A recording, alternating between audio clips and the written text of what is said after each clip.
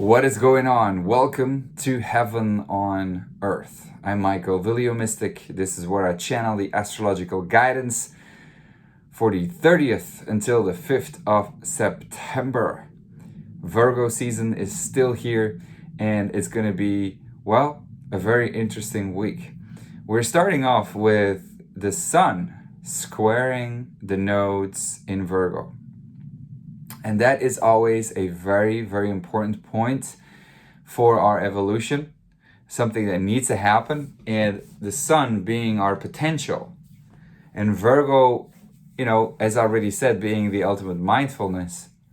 And so yesterday I was looking up the word human, right? Because Virgo is, in my opinion, the ultimate human too, especially with this Aquarian age. Virgo is the embodiment of Piscean energy, of spirit, of unity, of being all one. So it's about integrating spirit, and practice is what Virgo is all about. Now we're here obviously to learn what it means to have a physical body and to embody spirit. And Virgo is about selecting and about purifying those parts that do not belong, in the flesh, or that do not belong to the pure state. And it's a constant search in a way too, to perfection. So obviously we can get caught up in being too perfect. And that's where judgment comes from, that nothing is perfect. And it's, in a way, Virgo also contains so many things, the human suffering. So that's where obviously we have to balance it out with the polarity, with the right brain, with seeing the bigger picture, with, opening up to that source and keeping that balance. But squaring the nodes means that, it needs to happen. There's an important judgment that needs to happen, an important practice, an important, just your health routine, everything that is about your human potential. And so I looked up what it means. The etymology, I don't know how you pronounce it correctly, but you know what I'm saying. The etymology of human. And when you look at it, the root is Hume, Dghghem. That's where it comes from. I don't know when. I don't know if it's Latin. I don't know if it's Sanskrit. I think it's Sanskrit. Hume. And so Hume, if you think about it, humus or humus is earth. So human literally means earth. So it's an embodiment of the earthly values, your animal instinct, in a way, because that's what earth is, in a way, the animal nature, the minerals, the plants, the instincts, right? But as human, we have the potential of the sun, the spirit within us. So the Sun squared the nodes is about embracing our human potential, and in a Virgo way, putting that to practice, right? And so here again, we have to think about what heaven on earth then is, because that's the ultimate human, bringing the heavens, spirit on earth in the flesh. And again, let's think about the words for doing that, heaven on earth. We are here on earth, right, to create from the heart our unique art, and to gather together in sharing that, right? And so these are, just meditate on those words, earth. Let them sink in. The ultimate mindfulness of meditating on these, or that worth of earth. How does earth apply in your life? How do you interact with the earth? What do you do for it consciously? To establish your relationship. Are you listening? Are you going into nature and observing how that operates and how we are part of this ecosystem and how we take care of this earth? One. Two, from the heart, okay? The heart is that part which connects us with the earth and the, our environment in general, and connects us with one another. Is the seat of the soul in a way, or is at least the embodiment of the soul, the spirit there. It's your uniqueness. It's your neutrality that is tuned in with your environment, that attracts. It's love. It's your access to love. But everybody is unique. So what is your heart wanting to create? What is your creation? And if there's one thing that is unique about the human, is that we can work with the earthly elements and with our senses and with our mind and combine it and with the heart, and then start creating something new. It has created this iPhone that I'm talking to, but it also has created kings and communities, and has created many inventions. It's created a car and technology and these clothes and certain types of food, and it's just like there's so many ways to be creative, and it's about finding your own unique way. Your heart says what you are here to create, and it's not about a fixed thing that you can project in the future. It's about being in the moment, Virgo, being here, being now, and just listening to what the impulse of the human instinct, in that very moment wants to create, wants to express, which is Virgo is an integration of Leo. It has Leo integrated in it, but Leo claims it. Virgo is just doing it and puts it into service. So there's a humiliation going on of the ego, and that is, it's not pleasant, but it's about doing rather than, claiming that attention. So that is your unique art then. If you've created that from the heart and have done it in congruency, in cooperation with, and with care for, and in service, that's your art. That's art. It's something new. It is your unique thing, and it's about gathering. It's about sharing. It's about doing it together. Gather, you're in this together. And it's about unifying this earth. And so that's our human potential in so many dimensions, in so many ways. The strength that we have too. Virgo is embodiment. It is, also workout. All these themes are just being put into emphasis right now, and it's for you to work with it. So that's a long way to talk about this Sun square Virgo, Sun square the nodes in Virgo. But what's happening is that now that's kind of like fixed energy. For the rest of the week, I would say. Obviously that Sun square the nodes is not happening anymore, but Virgo energy is. And we're starting off the week too with a last quarter square with the moon in Gemini, conjunct the North Node. So here's important information, that we're gathering, that we're downloading, that is being shared, that we're talking to people with. And, it is conjunct the North Node. So it's really important information for our evolution, for our growth, and it is about speaking out something that is important. But what's more important is there's a last quarter square with the Sun in Virgo is about implementation. And it's about, separating those things where we're just speaking and saying things and not doing it. But it's about aligning the words with the actions. And it's eliminating those things where we are just saying things and not doing it. And aligning then our experience with our words, the words with our deeds, living that truth. It's the ultimate embodiment of the word, of the spoken word.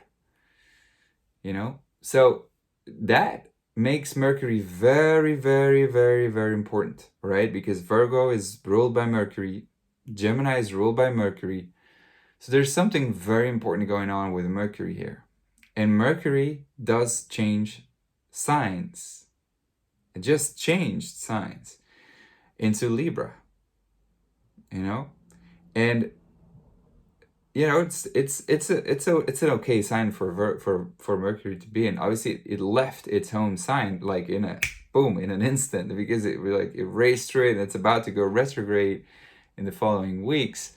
So it's about to enter shadow period. So, but it hasn't. Mercury right now in Libra becoming so important, it integrates that aspect of intermediation, about relation, you know, objectivity.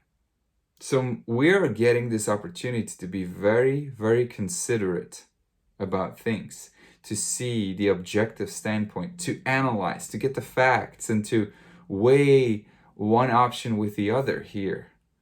You know, and important communication that needs to happen with your partners, with the people around you, and seeing and realizations of the mirroring of your environment. How well have you been creating your art from the heart on earth? And how well have you gathered? Because, you know, Mercury in Libra is about gathering. It's about connecting. Boy, oh boy. It's very objective energy here, you know. There's no fire, except for the South Node, which, you know, it's something we have to release. So there's not a lot of individualization energy, or Chiron in Aries. You know, it's just like, fuck, looks like we're having to go through a moment where our individualized selves are being put to the test, where we're just constantly focused on others, having to deal with others, you know. So another important part here is, what is your practice, right? What is the practice objectively that you're consistently doing to create your art from the heart on earth and gather, right? That gathering is such an important word that needs to be integrated there, because what are you without other people? And that's what Mercury in Libra here is telling us. You know, go speak to other people, you know, objectively, do some truth searching, some fact searching, and see who belongs to that vision and who not, and why not, and what does that mirror to you, and can you be remaining objective in that truth. The moon here is this whole week squaring so much energy. We are feeling it, and then it comes into a dark moon. So our moods, our emotions are going through a rough time. We're going from it's a roller coaster energy in a way, emotionally too. You know, when the moon comes in Cancer, it is quite, you know, a little bit easier. But, you know, moon, when I think it happens on Wednesday, when the moon comes into Cancer, or maybe even Tuesday night, but where moon square Mercury in Libra there is really about learning to integrate your emotions in the communication, you know. And it is a feeling of unsafety here, so we could react emotionally, so even more. But it's squaring also before that on Tuesday Mars, and it comes into the battle between Mars and Neptune, which is an opposition, and Mars and Saturn, you know, and Neptune square Saturn. So when Mars and Neptune and Saturn are involved, there's something where there is a lot of judgment going on, and we're seeing that on the world stage. as into like, are you doing what needs to be done? Saturn semi-square Neptune, like, don't think, the religion being forced, like abuse. But Saturn semi-square Neptune in an evolutionary standpoint is like, are you really checking in with spirit, with God? There's like, Neptune has no boundaries, except Saturn tries to put boundaries on that spirit, on God, on religion. And so this is dogma. And with Mars in Virgo, like sesquiquadrate and opposite Neptune, there's a religious war. There is a forcing. There's like a devotion that is blind action. But instead, Mars in Virgo needs to be implementing and doing and putting it again to practice. And that is actually, the whole week, this energy of your practice, and are you experiencing it, and are you, judging good, and like your judgment skills in a way of like analyzing and seeing and looking for truth and applying it and feeling it and embodying it and experiencing it, So by the end of the week, then we have a dark moon in Leo. So opposite Jupiter in Aquarius. So there's that, a last bit of Leo energy that tries to come in and tries to claim. But even more, there's so much energy with the Pluto is involved in an inconjunct.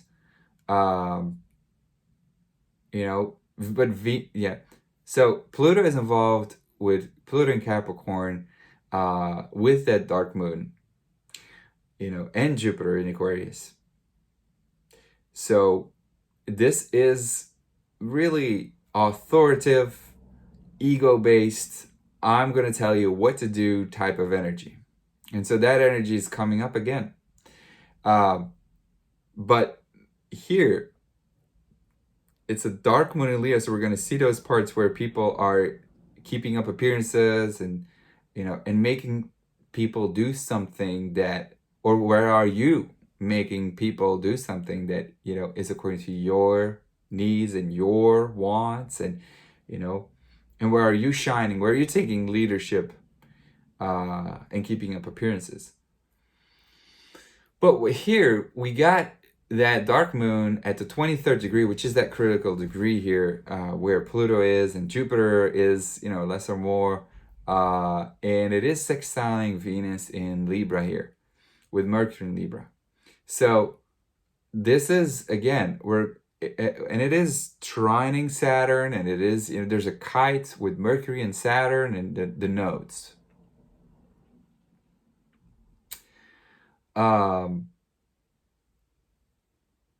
And so this is about a solution that can be found if we can remain objective, if we, go and bite in that orange and experience what an orange is, and being able to separate the truth from truth with a capital T, and just like, no, well, you're writing this about that orange, but honestly, my experience really says that if you bite in this orange, the taste is completely different, because it's very subjective in a way, but the texture is different, and you're writing this in your PhD, but you haven't tasted about, from the orange, you didn't taste it. So gathering, we can come up with solutions, as into, new inventions together. Saturn and Aquarius, the future, and come up with a plan, as into how to get out of this together, how we can create a community, just so many solutions. You can come up with a solution that is subjective, and where, in that authoritative, abusive, Pluto Capricorn,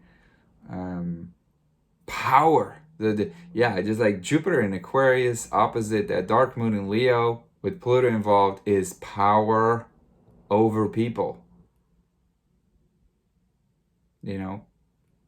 or is this also like ultimate media attention, or not just necessarily media attention, but just attention in general, right?